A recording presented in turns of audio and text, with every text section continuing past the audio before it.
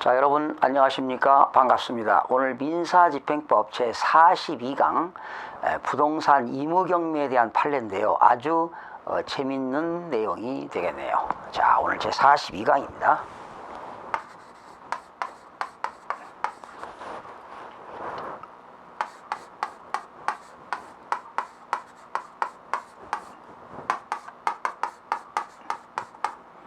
부동산 의무경매입니다.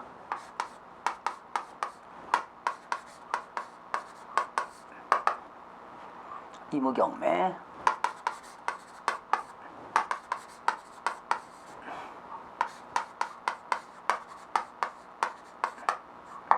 부동산 의무경매. 여러분, 이 부동산 의무경매는요, 채권자가 담보권을 실행하기 위해서 경매하는 것이 의무경매가 되겠죠.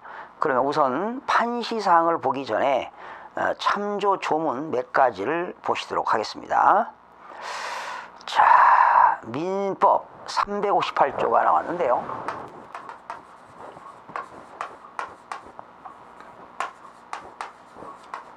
민법 358조가요. 내용이 뭐냐면 저당권의 효력의 범위입니다. 저당권의 효력의 범위.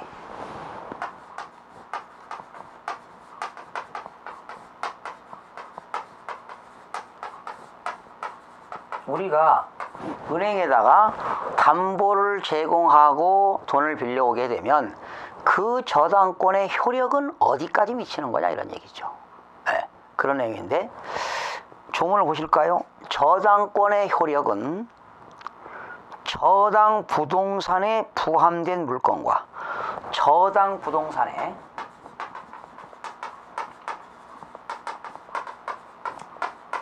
부합된 물건,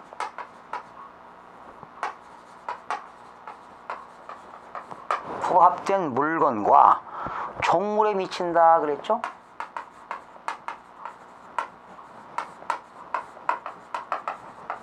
여러분, 주물과 종물 배웠죠? 주물은 주된 물건이 되겠고 종물은 부수된 거기 주물에 딸린 물건이 되겠죠. 예를 들면 그 보트가 주물이라면 종물은 뭐가 될까요? 노가 되겠죠. 노.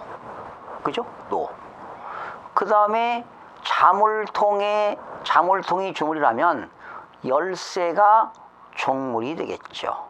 그쵸? 근데 여기서 저당 부동산에 부합된 물건과 저당 부동산에 부합된 물건과 종물에 미친다 그랬는데 여기서 부합물이라는 게 뭘까요? 부합물.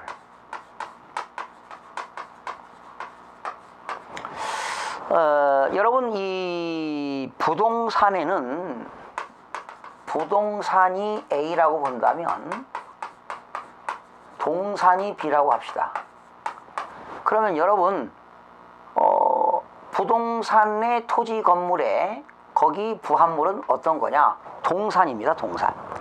만약에 내가 화장실, 내가 집을 사가지고 수리를 했습니다. 화장실 타일을 좀 멋있게 장식을 했습니다. 이건 하나의 부동산에 대한 부합물이 되겠죠. 그런 내용입니다. 네. 그래서 저당권의 효력은 저당 부동산의 부합물과 종물에 미친다. 그러나 법률의 특별한 규정 또는 설정 행위에 따른 다른 약정이 있으면 그러하지 아니하다 그랬습니다. 그리고 민사집행법 264조는 부동산에 대한 경매 신청이죠.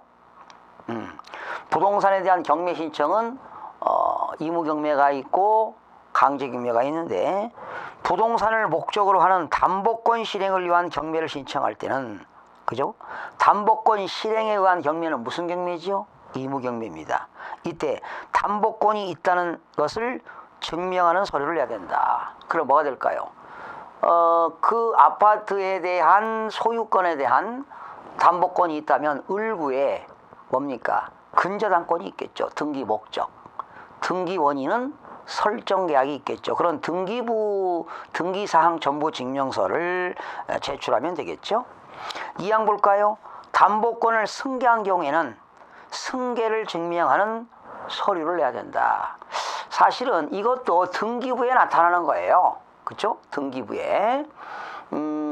근저당권자가 그 채권을 제3자한테 채권 양도할 수 있잖아요. 그러면 등기 목적은 뭐가 될까요? 근저당권 이전이 되겠죠. 근저당권 이전. 내가 근저당권자가 다른 채권자한테 넘긴 겁니다. 근저당권 이전. 등기 권위는 뭐가 될까요? 확정 채권 양도가 되겠죠. 그러한 근저당권, 담보권을 승계했다는 증명하는 서류를 제출하면 되겠고요. 3항 부동산 소유자에게 경매 개시 결정을 송달할 때는 2항 규정에 제출된 서류에 등본을 붙여야 한다. 뭐 이런 내용입니다. 여러분, 그러면 강제경매나 의무경매는 어디에 들어갑니까? 갑구에 들어가겠죠. 뭐 나머지는 중요한 거 없고요. 자, 판시사항이 이런 거예요. 여러분, 한동의 건물이라는 게 뭘까요? 한동의 건물.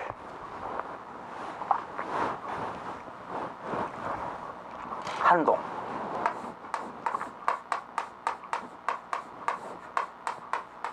한동의 건물.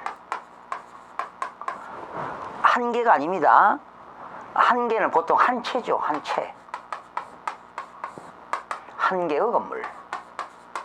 이런 말씀인데, 일동의 건물 하게 되면 이건 집합 건물입니다. 아파트 같은 거 있잖아요. 여러 세대가 살고 있잖아요.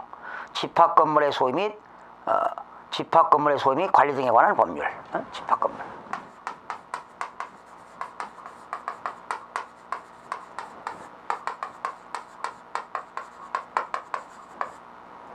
관리 등에 관한 법률.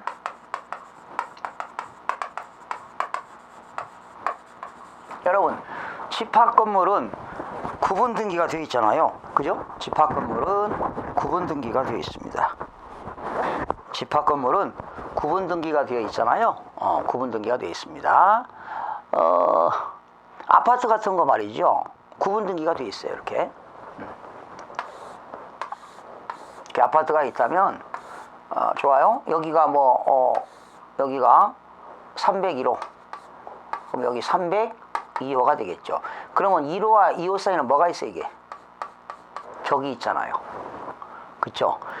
그러면 301호와 302호가 다 구분 등기가 돼 있고, 이때 301호의 예를 들어 소유자가 갑이라고 합시다.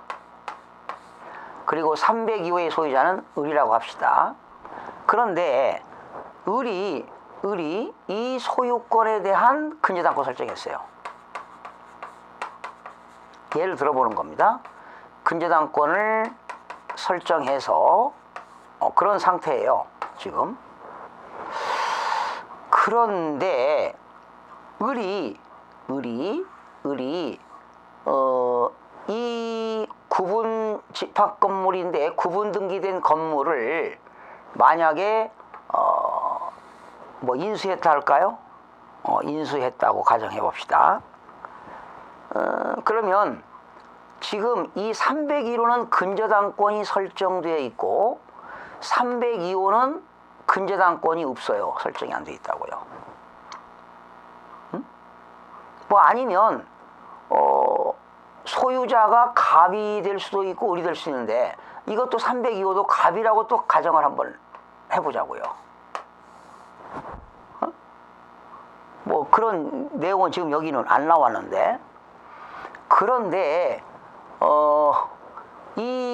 여기 벽이 있는 걸 말이죠. 텄어요. 여러분 이렇게 벽이 있는 거를 터버렸어요. 여러분 여기 있는 벽을 뭐라고 하죠? 격벽이라고 합니다. 격벽. 이런 거 들으셨나요? 그러니까 이게 301호와 302호 사이 이렇게 벽이 있잖아요. 이런 벽을 갖다가 우리는 격벽이다 이런 말씀. 격벽. 이런 말 들어보셨나요? 격벽. 격자라고 하는 것은 이 사이가 뜰 벽자입니다. 이게 격자.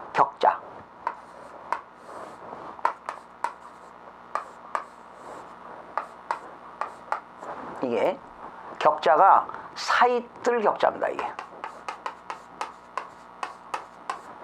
사이뜰 격자. 벽자는 어떻게 돼요? 벽자. 벽자 이렇게 되나요?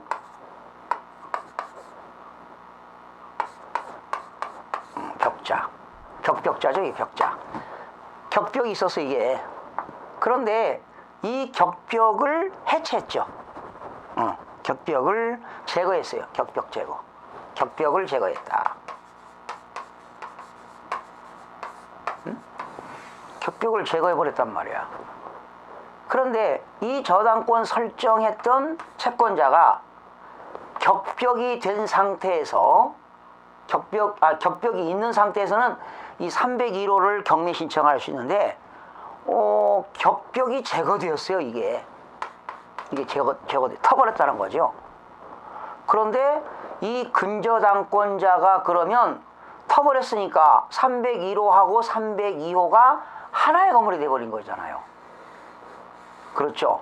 그때 저당권 설정자가 요거 경매 신청할 수 있는 것이 합당하냐.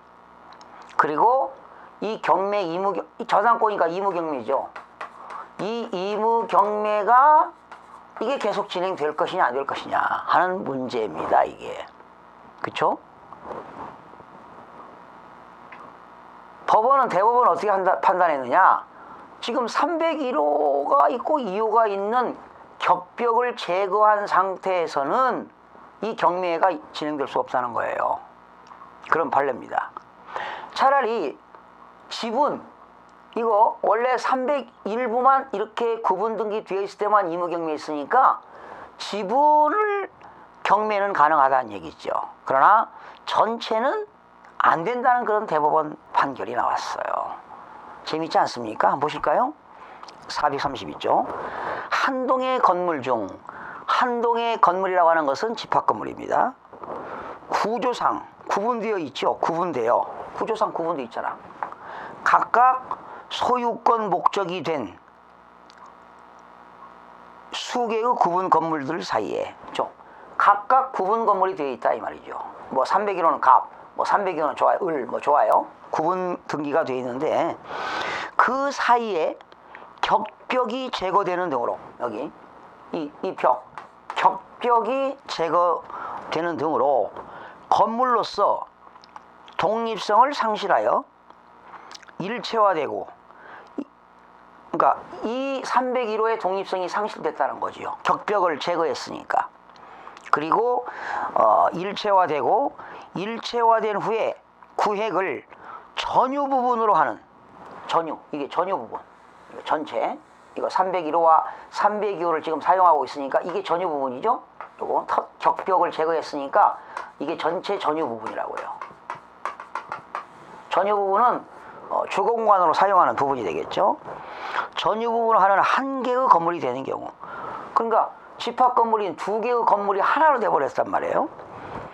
저당권자가 종전 저당권의 목적물이었던 구분 건물에 대한 경매를 신청하거나 그 경매 절차를 계속할 수 있는지 여부, 요것만 경매를 신청하거나 또 경매가 신청되었다 하더라도 경매 절차가 계속 진행되는지 여부, 저당권의 목적물에 포함되지 않았던, 이건 302호는 저당권의 목적물이 포함되지 않았던 구분 건물에 대하여 경매 대상으로 삼을 수 있는지, 이거 경매 대상으로 삼을 수 있는지 삼을 수 없어요.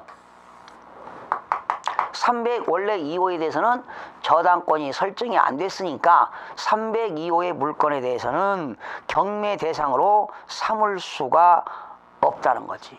있을 수가 없다는 거죠.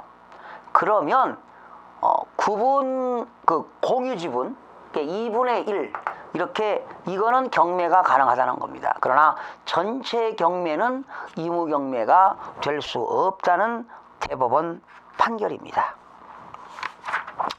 거기 한번 넘겨보실까요? 434쪽에 보시면 1번 보세요. 합체된 구분 건물의 경매 가능성에 관한 법리 오해 및 그로 인한 심리 미진의 점에 대한 판단입니다. 자, 한번 차분히 읽어보겠습니다. 경매 대상 건물이 인접한 다른 물건과 합동됨으로써 자, 합쳐졌죠? 합동돼 버렸다. 합동. 건물로서의 독립성을 상실하게 되었다면 경매 대상 건물만을 독립하여 양도하거나 경매 대상으로 삼을 수는 없고, 이러한 경우 경매 대상 건물에 대한 채권자의 저당권은 이 합동으로 인하여 생기는 새로운 건물 중에서 위 경매 대상 건물이 차지하는 비율에 상응하는 공유지분 위에 존속하게 되므로 근저당권자인 채권자로서는 경매 대상 건물 대신 이 공유지분에 관하여 경매 신청을 할 수밖에 없다라는 겁니다. 공유지분에 대해서는 할 수밖에 없고, 이러한 법리는 한 동의 건물 중 구조상 구분된 수개의 부분이 독립된 건물로서 사용될 수 있어 그 각 부분이 소유권 목적이 된 경우로서 구분 건물들 사이에 격벽이 제거되는 등의 방법으로 각 구분 건물이 건물로서의 독립성을 상실하여 일체화되고, 이러한 일체화된 후 구획을 전유 부분으로 하는 한 개의 건물이 되는 경우에도 마찬가지라는 대법원 판결이 나와 있습니다. 따라서 저당권자로서는 그 저당권을 합체로 생긴 새로운 건물 중에서 위 경매 대상 구분 건물이 차지하는 비율에 상응하는 공유 지분에 관한 것으로 등기부의 기재를 고쳐서 고쳐야 돼요. 등기부에 이제 공유 지분이라는 걸로 경매를 신청하는 것은 변론으로 하고, 종전 후 저당권 목적물이었던 구분 건물에 대한 경매를 신청하거나 경매 절차를 계속할 수 없다고 할 것이다. 저당권의 목적물에 포함되지 않았던 구분 건물에 대해서는 경매 대상으로 삼을 수 없음은 더 말할 나위가 없다. 그러니까 요거는 경매 대상이 아니기 때문에 이거 경매 진행할 수 없다는 겁니다. 차라리 이 채권자가 요거를 공유지분으로 해가지고, 만약에 이게 세 칸을 격벽을 했다면, 격벽을 제거했다면 301호, 302호, 303호 이걸 격벽을 제거했다면 공유지분 3분의 1로 채권자가 대의 등기를 해가지고 3분의 1만큼 담보권을 실행해야지 전체 담보권은 해당이 되지 않는다는 대법원 판례가 되겠습니다. 경매 절차를 계속할 수 있는지 할 수가 없다는 거지요. 또 저당권의 목적물에 포함되어 있지 않았던 저당권 목적물에 포함되지 않았던 302호나 303호 구분 건물에 대해서는 경매 대상으로 삼을 수가 없다 이 말이죠. 302호나 303호는 경매 대상물 목적이 아니라는 겁니다. 아니라는 것이다. 그러니까 결과적으로 의무경매, 담보권 실행 의무경매가 절차가 진행이 안 된다는 그러한 대법원 판례가 됐습니다. 자, 격벽이라는 거 아시겠죠? 격벽. 응? 네. 격벽이라는 거. 격벽이라고 하는 것은 여기 있는 301호와 302호 이게 구분된 건물의 벽을 있는 것이 격벽이 되겠는데, 그러한 격벽을 제거했을 때 전체에 대해서는 담보권 실행이 되지 않는다는 그런 대법원 판례를 살펴봤습니다. 역시 다음 시간에도 부동산 의무경매 아주 좋은 사례를 가지고 살펴보는 시간을 갖도록 하겠습니다. 여러분 수고하셨습니다.